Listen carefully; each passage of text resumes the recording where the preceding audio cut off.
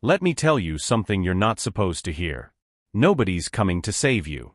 Not your boss. Not your friends. Not the economy. Not luck. And definitely not someday. And I know that sounds harsh, but it's actually the most freeing news of your life. Because the moment you realize nobody's coming, you stop waiting. And when you stop waiting, you start building. Most people don't lose in life because they're weak. They lose because they're distracted. They're busy watching other people win. Scrolling through lives they wish they had. Studying success instead of practicing it. Here's the twist. The gap between the life you have and the life you want isn't talent. It isn't intelligence. It isn't age. It's tolerance. What are you tolerating? A job you hate? Habits you know are killing your energy? Excuses that sound smart but feel empty? Every day you tolerate what you hate, you train your brain to accept less than you deserve. And the brain is efficient. It learns fast. It says, "Oh, this is acceptable now." And suddenly the cage feels normal.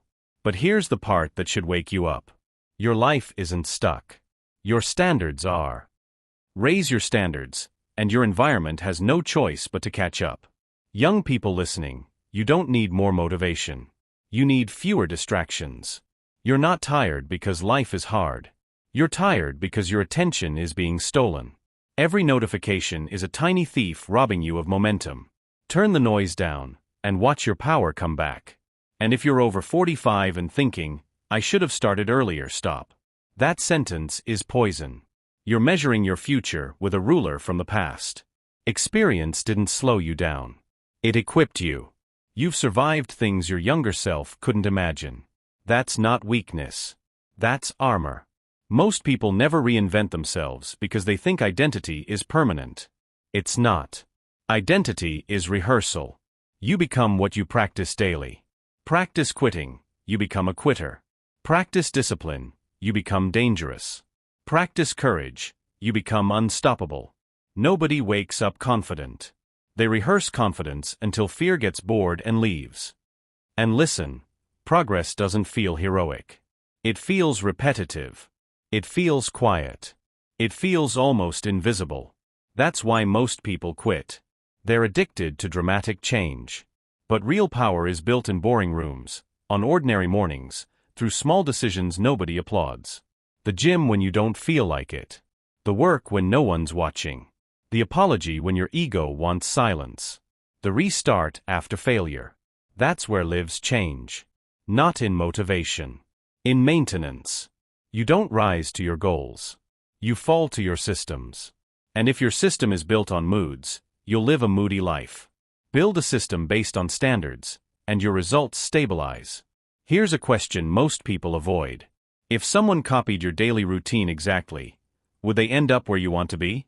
If the answer is no, the problem isn't your dream. It's your pattern. And patterns can be rewritten. Not tomorrow. Today. Not perfectly. Consistently. Because 5 years from now, you won't care how hard today felt. You'll care whether you moved. Regret isn't loud at first. It whispers. Then it echoes. Then one day it screams. Discipline is quiet. But it compounds. Small effort. Repeated daily. Becomes a different life. You don't need a new personality. You need a new decision.